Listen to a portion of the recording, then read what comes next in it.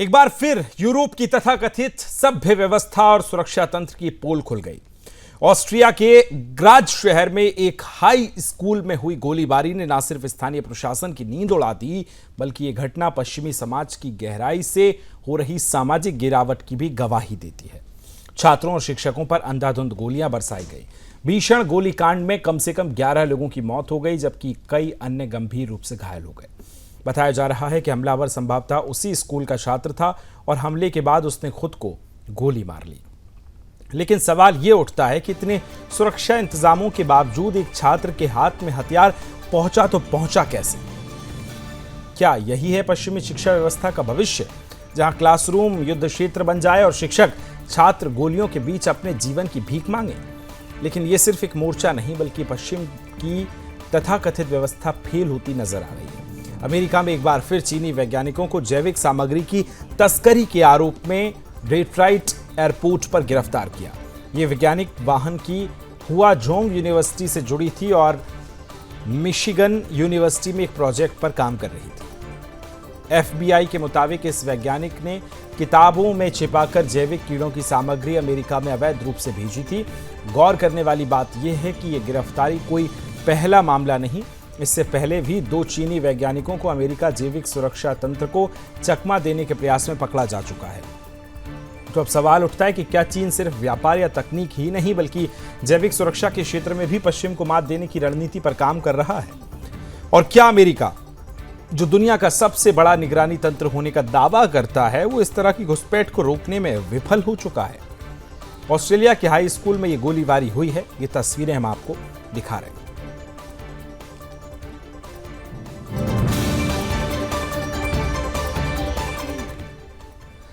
Israel और Gaza के बीच जारी तनाव में एक बड़ी खबर सामने आई, जहां ग्रेटा थनबर्ग, जो अपने साथी एक्टिविस्ट के साथ गाजा राहत सामग्री लेकर जा रही थी, उन्हें इजराइल की नौसेना ने इंटरनेशनल वाटर में रोक लिया है, बॉर्डर पर रोक लिया है। और ये कार्रवाई उस चेतावनी के ठीक 24 घंटे बाद हुई है, जब इजरायली रक्षा मंत्री ग्रेटा को गाजा ना जाने की धमकी दे रही थी।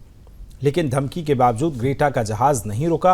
अब दावा है कि इजरायली नौसेना ने आधी रात को भूमध्य सागर में अलार्म बजा दिए और चारों तरफ से ग्रेटा के शिप को घेर लिया। इस जहाज पर ग्रेटा थनबर्ग के अलावा 11 अन्य एक्टिविस्ट भी मौजूद थे। आपको बता दें कि 1 जून को इटली के सिसिली से वो रवाना हुए थे और 9 जून की सुबह गाजा पहुंचने वाले थे। उनके पास राहत सामग्री थी, जिससे दवाइयां और खाने के पैकेट से। इजराइल का कहना है कि गाजा की ओर बढ़ते इस शिप को बार बार चेतावनी दी गई, लेकिन ग्रेटा और उनके साथी पीछे हटने को तैयार नहीं थे। इसके बावजूद नौसेना ने इस जहाज को अपने कब्जे में ले लिया और सभी को हिरासत में लेकर इजराइल लाया गया। इजराइल के विदेश मंत्रालय के मुताबिक जो भी लोग निर्वासन दस्तावेजों पर हस्ताक्षर करने और देश छोड़ने से इनकार करते हैं, उन्हें न्यायिक प्राधिकरण के सामने पेश किया जाएगा। वहीं हिरासत में ले लिए गए एक्टिविस्ट को एयरपोर्ट लाया गया है। डिपोर्टेशन की प्रक्रिया जल्द शुरू की जाएगी। इस बीच ग्रेटा ने एक वीडियो जारी कर कहा कि उनका अपहरण किया गया है, लेकिन इजराइल ने इस दावों को खारिज करते हुए एक वीडियो जारी किया, जिसमें इजरायली जवान उन्हें पानी से और सैंडविच देते नजर आ रहे हैं। ग्रेटा का जो गाजा मिशन है वो तो फेल हो गया, लेकिन सवाल अब फिर से उठ रहा है कि क्या मानवीय राहत की कोशिशें भी अब राजनीति और सुरक्षा की चपेट में आ चुकी हैं?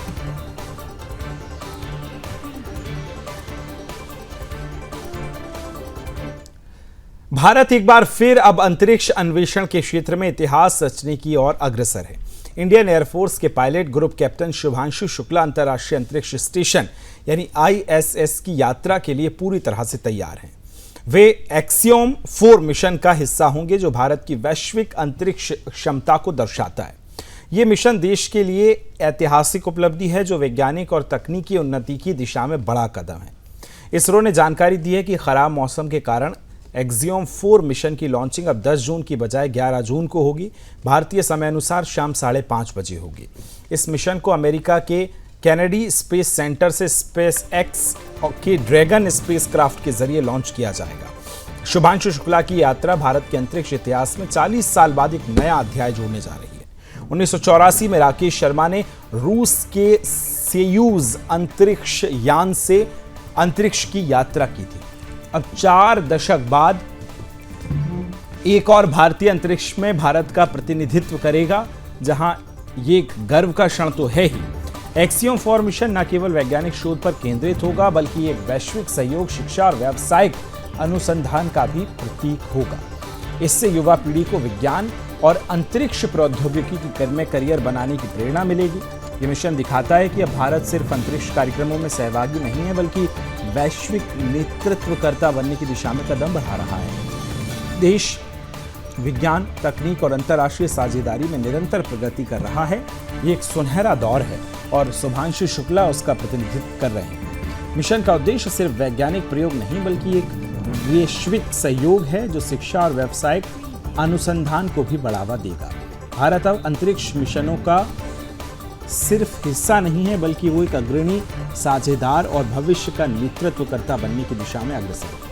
इस मिशन के जरिए भारत का विज्ञान, तकनीकी और कूटनीति तीनों ही पहलुओं में प्रभाव बढ़ेगा। इसके साथ ही यह मिशन देश के युवाओं को विज्ञान, अंतरिक्ष और अनुसंधान में करियर बनाने की प्रेरणा भी देगा। इधर शुभांशु शुक्ला की ऐतिहासिक उड़ान न केवल व्यक्तिगत साहस की कहानी है, बल्कि भारत के आत्मविश्वास, वैज्ञानिक क्षमता और वैश्विक दृष्टिकोण की उड़ान है। आने वाले वर्षों में भारत की ओर से भी बड़ी उपलब्धियां अंतरिक्ष क्षेत्र में देखने को मिलेंगी और एक्सियोम 4 उसी दिशा में बढ़ाया गया एक ठोस कदम है।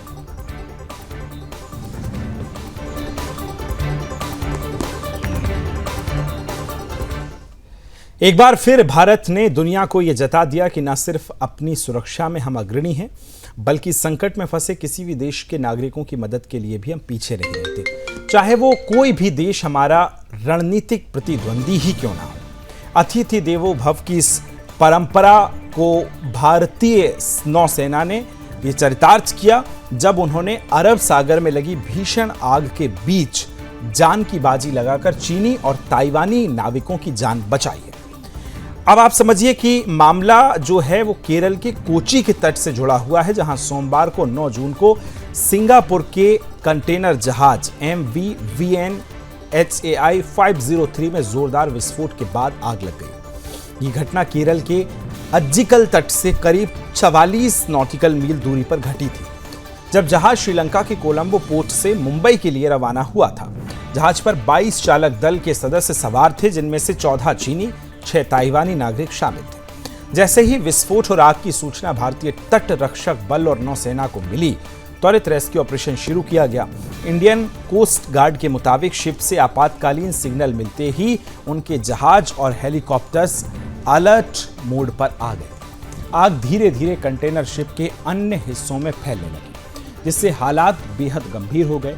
इसी दौरान 18 नाविकों ने साहस दिखाते हुए लाइफ सेविंग राफ्ट का सहारा लेकर खुद को बचाने की कोशिश की, जिसमें से सभी को भारतीय नौसेना और कोस्ट गार्ड की टीमों ने सफलतापूर्वक रेस्क्यू कर लिया। इस बहादुरी और तत्परता की सराहना करते हुए भारत में चीन की राजदूत यू जिंग ने भारतीय नौसेना का दल का आभार प्रकट किया और भारतीय नौसेना ने जिस तेजी और मानवीय भाव से हमारे नागरिकों की जान बचाई, उसके लिए हम सदैव आभारी रहेंगे। हम घायलों के शीघ्र स्वस्थ होने की कामना करते हैं। इस घटना को एक बार फिर भारत की वैश्विक जिम्मेदारियों को उजागर किया है। सुरक्षा और भलाई के क्षेत्र में भारत की भूमिका सिर्फ सीमित नहीं, बल्कि वो पूरे विश्व समुदाय के लिए संकट में मदद का भरोसेमंद स्तंभ बनकर उभरी है। संकट चाहे कैसा भी हो, सामने वाला कोई भी देश हो, भारत का मानवीय दृष्टिकोण हमेशा सब पर भारी पड़ता है। जहाज के बाकी 4 सदस्य जो संभवतः जहाज पर ही फंसे हुए थे, उन्हें बचाने के लिए ऑपरेशन जारी रखा गया है। नौसेना और कोस्ट गार्ड की टीमें आग बुझाने और जहाज को स्थिर करने में लगातार जुटी रही। ये घटना न केवल भारतीय सैन्य बलों की त्वरित प्रक्रिया की मिसाल है, बल्कि ये भी दर्शाती है कि हिंदुस्तान वैश्विक पटल पर केवल शक्ति नहीं, संवेदनशीलता का भी प्रतीक है। ये मिशन भारतीय समुद्री शक्ति की दक्षता, तकनीकी तैयारी और इंसानियत के मूल्यों का संगम है, जिसने ये साफ कर दिया है कि भारतीय सेना न सिर्फ युद्ध के मैदान में, बल्कि मानवीय आपदाओं में भी विश्व की उम्मीद है।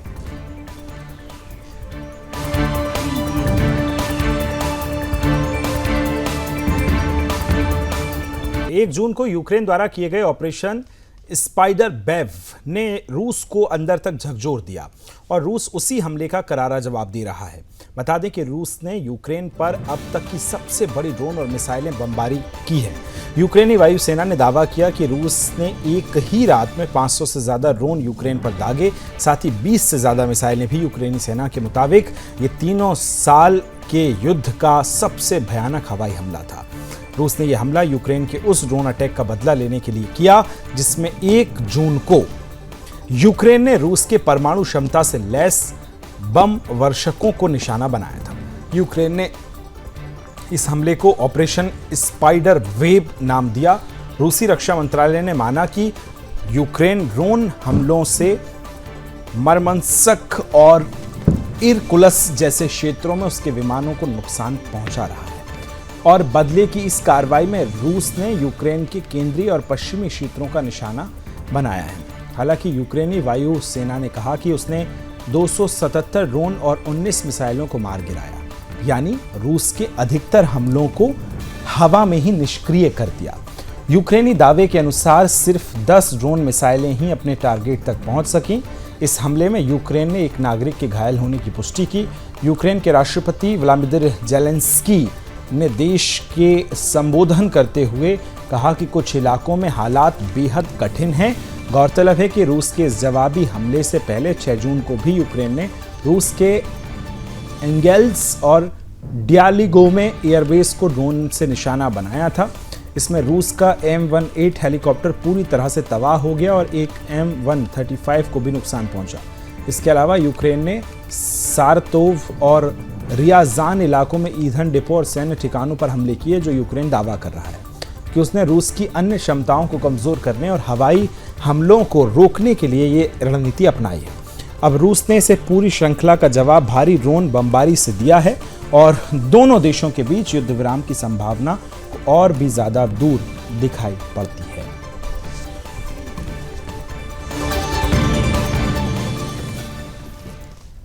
बांग्लादेश में यूनुस सरकार ने शासन में भिखारियों की बाढ़ आ गई है। इन दिनों राजधानी ढाका में सबसे ज्यादा भिखारी देखने को मिल रहे हैं। ढाका के सभी सार्वजनिक स्थलों पर गैंग बनाकर लोग भीख मांग रहे हैं। बांग्लादेश में भिखारियों की बढ़ती संख्या ने वहां के प्रशासन और आम लोगों की टेंशन बढ़ा दी है। ढाका ट्रिब्यून के मुताबिक भिखारियों की जो संख्या बढ़ रही है उसमें महिलाएं सबसे ज्यादा हैं। ये स्ट्रीट पर हर आने जाने वाले लोगों को से चोट या कोई अन्य बहाना बनाकर भीख मांगते देखे जा रहे हैं। ढाका ट्रिब्यून ने तो 2 भिखारियों का इंटरव्यू भी किया। बांग्लादेश से भिखारियों के बढ़ने की संख्या ऐसे वक्त में सामने आई जब यूनुस की सरकार पाकिस्तान से दोस्ती का हाथ बढ़ा रही है। पूरी दुनिया में भीख मांगने के मामलों में पाकिस्तानियों का अपना ट्रैक रिकॉर्ड है। 2023 में बांग्लादेशियों में भिखारियों को लेकर एक आंकड़ा जारी किया था जिसमें कहा गया था कि पूरे देश में करीब 7 लाख भिखारी हैं। अकेले ढाका में 40 लाख भिखारी होने की बात कही गई थी। उस वक्त शेख हसीना की सरकार ने भिखारियों को मुख्य धारा में लाने का वादा किया था। हालांकि शेख हसीना की सरकार जाने के बाद यूनुस इस पर साइलेंट हो गए। कहा जा रहा है कि ढाका में अब भिखारियों की संख्या पहले की तुलना में काफ़ी ज़्यादा बढ़ गई है। वहीं महिला भिखारियों से बात उन्होंने की है, जिस पर एक भिखारी ने कहा कि मैं बीमार हूं और काम नहीं कर सकती, इसलिए मैं भीख मांगने के लिए ढाका आ गई हूं। बच्चों को पालने के लिए भीख मांगना ज़रूरी है। बांग्लादेश में महिलाओं के लिए कोई सुविधाजनक काम नहीं है। हालिया आंकड़ों की माने तो बांग्लादेश में बेरोजगारी दर में बढ़ोतरी हुई। वहीं यूनुस की सरकार महंगाई पर भी अब तक कंट्रोल नहीं कर पाई है।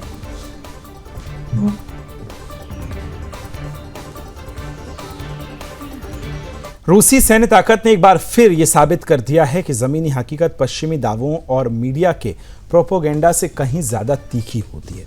बीती रात यूक्रेन पर हुआ अब तक का सबसे बड़ा हमले में न सिर्फ रूस की तकनीकी दक्षता और सैन्य संगठित क्षमता का प्रतीक है, बल्कि ये भी दिखाता है कि 3 साल से चले आ रहे युद्ध में अब फैसला निर्णायक मोड़ पर पहुंच चुका है। रूस ने एक ही रात में यूक्रेन पर 479 ड्रोन और 20 मिसाइलें बरसाकर ये स्पष्ट कर दिया कि वह किसी भी तरह की रियायत या शांति वार्ता के झांसे में नहीं आने वाला। यूक्रेन भले ही दावा कर रहा हो कि उसने 277 ड्रोन और 19 मिसाइलें गिरा दी, लेकिन ये दावे कितने वास्तविक हैं इस पर स्वतंत्र पुष्टि अभी कोई नहीं हुई है। यदि ये दावे सही भी मान लिए जाएं तो भी 10 ड्रोन और मिसाइलें अपने निशाने पर पहुंची और ये काफ़ी है कि रूस की नीयत और क्षमता को समझने के लिए यूक्रेन की वायुसेना की हड़बड़ी, बिखराव और संसाधनों की कमी साफ नजर आती है। इस हमले की टाइमिंग भी बेहद अहम है। कुछ ही दिनों पहले यूक्रेन ने रूस के एयरबेस को निशाना बनाने की नाकाम कोशिश की थी और ये रूसी जवाब उसी का करारा प्रत्युत्तर है। ये संदेश न केवल यूक्रेन के लिए है बल्कि उसके पश्चिमी आकाओं के लिए भी है, जो अब तक केवल हथियार भेजने की औपचारिकता निभाकर अपनी नैतिक जिम्मेदारियों की इतिश्री समझते हैं। राष्ट्रपति व्लादिमीर ज़ेलेंस्की ने भी अब चुप्पी बहुत कुछ कर रही है। ना वो पश्चिमी देशों के समय पर वादा निभाने की बात कर पा रहे हैं, ना ही देश के भीतर के हालात खुलकर बता रहे हैं। एयर डिफेंस सिस्टम की मांग यूक्रेन बार बार कर रहा है, लेकिन अमेरिका है और नाटो की नीतियां अब भी धुंधली और असामंजस्य भरी हुई हैं। ऐसे में सवाल ये उठता है कि क्या पश्चिमी गठबंधन केवल यूक्रेन को एक रणनीतिक मोहरा मान रहे हैं? दूसरी ओर रूस ने भी ये दावा किया कि उसने अपने क्षेत्र में 49 यूक्रेनी ड्रोन मार गिराए हैं, जिसमें से 25 सिर्फ वोरोनिश के थे और वहीं गैस पाइपलाइनों को नुकसान पहुंचा, आग लगी और देश की रक्षा तैयारियों में एक नया अध्याय जुड़ गया।